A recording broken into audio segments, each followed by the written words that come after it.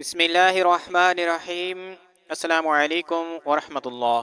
ये कहानी है मुल्क फारिस के बादशाह की, जिसके नफ्स में अचानक दर्द शुरू हो गई। दर्द इतनी शदीद थी कि वो घोड़े से नीचे गिर गए।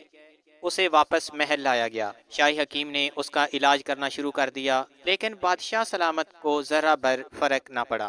बादशाह ने अपनी सल्तनत में ऐलान करा दिया, जो हकीम बादशाह का इलाज करेगा उसे उसके वजन के बराबर सोने, हीरे, जवाहरात दिए जाएंगे। पूरी सल्तनत के हकीम बादशाह का इलाज करने के लिए आए।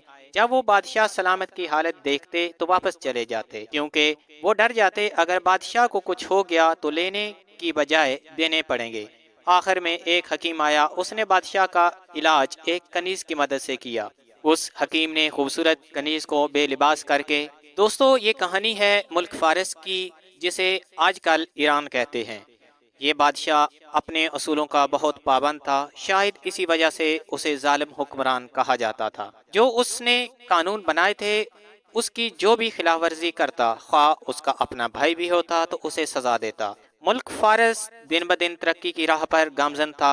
ये बादशाह नौजवान था। इससे लड़कियों से सख्त नफरत थी, क्योंकि जब ये नौजवान छोटी उम्र का था तो उसके वालिद ने हकीम साहब से पूछा था कि सेहतमंद और ताकतवर रहने का इलाज बताओ, जिससे मैं हमेशा सेहतमंद और ताकतवर रहूं। हकीम ने बादशाह सलामत के वालिद को कुछ दवाई दी और मशवरा दिया कि किसी औरत से हम बिस्तरी मत करना, औरत जात से दूर रहना। बस यही बात थी कि उसके जहन में मौजूद थी। जब भी वो दरबार में बैठता, औरत को इजाज़त न होती कि बादशाह सलामत के आमने सामने आकर बात कर सके। इस औरत के मसाइल और उनके मुकदमात सुनने के लिए वजीर और काजी साहब रखे हुए थे। इस बादशाह के कुछ खुफिया वजीर भी थे, जो देखते थे कि औरतों के मुकदमे हल हो रहे हैं कि नहीं। दूसरे मुल्क के बादशाह और मलका आते तो उनकी खुश आमदेद के लिए वो नौजवान बादशाह अपने साथ वजीर और उनकी बीवियां ले जाता। ऐसे ही वक्त गुजरता रहा। एक दिन उसने अपने वजीरों को कहा कि बहुत दिन हो गए हैं, हम रियासत के कामों में मसरूफ हैं, किसी सैरो तफरी के लिए बाहर नहीं गए। उस नौजवान बादशाह ने अपने वजीर खास को कहा कि आप सैरो तफरी की तैयारी करें। उस वजीर ने सफ़ेद अरबी नस्ल के घोड़े तैयार करवाए। बादशाह सलामत की हिफाजत के लिए एक सिपाहियों का दस्ता तैयार करवाया। बावर्ची खाने और खाने पीने की अशिया शामिल थीं।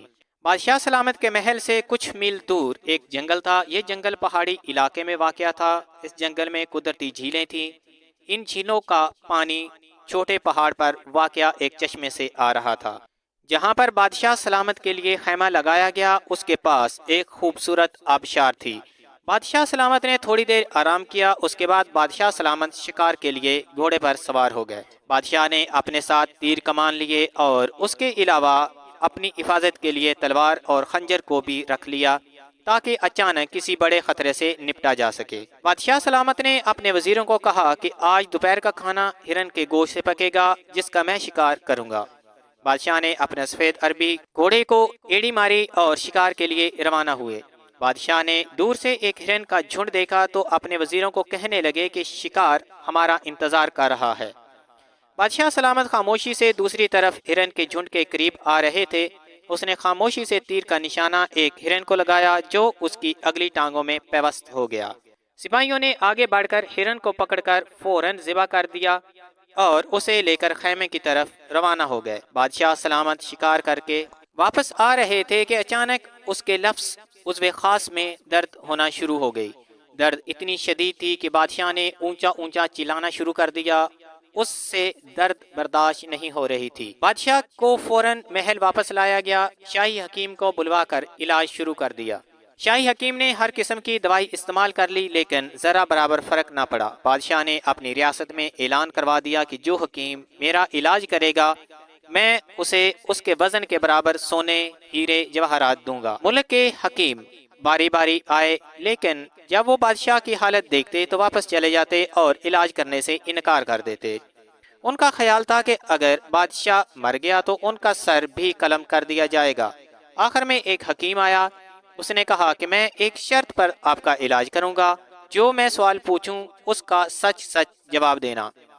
बादशाह सलामत ने कहा कि मैं सच सच जवाब दूंगा। हकीम साहब ने अपना पहला सवाल पूछा, बादशाह सलामत, आप کی عمر کتنی ہے؟ بادشاہ نے جواب دیا میری عمر تقریباً 30 سال ہے۔ دوسرا سوال حکیم صاحب نے پوچھا کہ آپ نے کسی کنیز کے ساتھ ہم بستری کتنی دفعہ کی ہے؟